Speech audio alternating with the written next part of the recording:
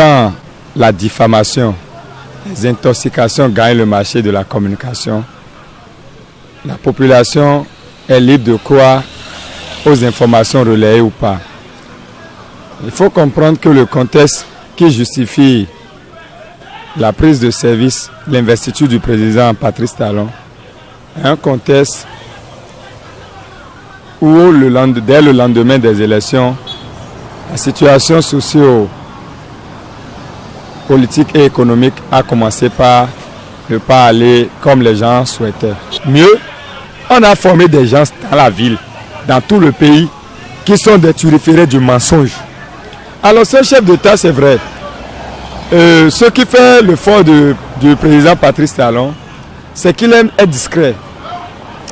Peut-être beaucoup ne le connaissent que par l'affaire d'empoisonnement, mais certains ont eu la chance de le côtoyer et de savoir qu'il est d'une simplicité exemplaire, en homme.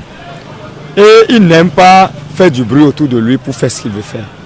Et un chef d'État, quand il ne se sent pas bien, c'est vrai, il est du devoir de la cellule de communication de la présidence d'informer.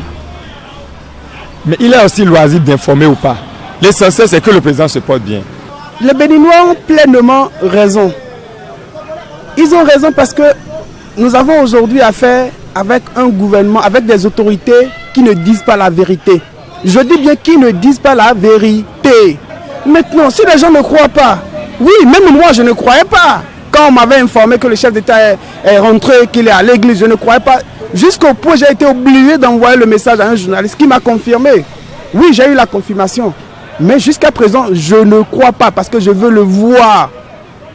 Je veux le voir. Nous avons vu des présidents passer. Nous sommes dans un pays aujourd'hui où les dirigeants nous mentent. Il n'y a plus de communication. Aujourd'hui, c'est la communication tue. Ils disent pas la vie. Ils sont en train de tuer la communication. Donc, leurs propos sont versatiles. L'autre vient, il dit autre chose. L'autre vient, il contredit. Comme ça, on ne peut pas croire. Mais quand on dit que Talon a disparu de toutes les actions, et qu'il est invisible, il est introuvable, ça donne de crainte. Mais quand on dit Talon est à l'extérieur, on ne sait pas ça, la destination de son voyage aussi, c'est dangereux. Pourquoi dans un gouvernement il y a le ministre des Affaires étrangères? C'est-à-dire pour en parler du budget et du revenu du chef de l'État en dehors du pays. C'est ça. Mais il s'est fait que c'est le gouvernement même qui est venu mettre les Béninois en confusion. Comment? Les réseaux sociaux critiquaient que l'état de santé de Talon ne va pas. C'est sur les réseaux que ça se vilipendait. Le gouvernement allait préparer une communication très bonne pour mettre tout le peuple à l'aise sur l'état de santé, sur la lutte. C'est quoi?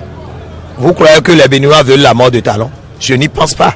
Et Talon ne peut jamais en penser que les Béninois veulent sa mort. Il peut avoir un caractère néfaste qui n'arrange soit. Lui, il a dit qu'il veut prendre la reine du pays, qu'il veut diriger le pays et qu'il va sévir dans beaucoup de choses. Les Béninois peuvent le voir mal sur sa manière de sévir.